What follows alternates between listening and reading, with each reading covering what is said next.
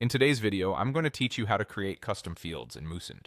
Custom fields let you store extra information about your subscribers, things like their favorite product, a renewal date, or a loyalty score, so you can personalize emails and build smarter segments. By the end of this walkthrough, you'll know exactly where to go and what to choose to set them up confidently. First, head to the audience section in your Moosend dashboard. This is where all your subscriber management happens, and it's the hub for organizing the data you'll use in campaigns. If you don't see it right away, look for the main navigation menu and select Audience to open the list management tools. Next, select your mailing list. Custom fields in Moosend are tied to a specific list, so it's important to pick the one where you want the new data to live. If you work with multiple lists, double-check the name before you proceed.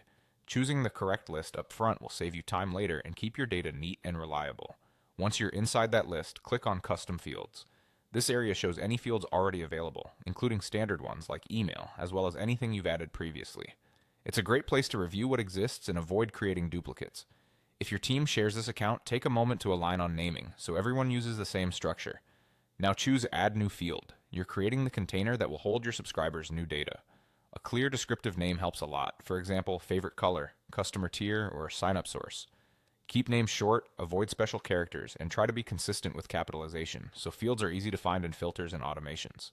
Next, enter the name and select the field type. Pick text when the value is freeform, like a city or preference. Choose number for values you'll calculate or compare, such as points or order count.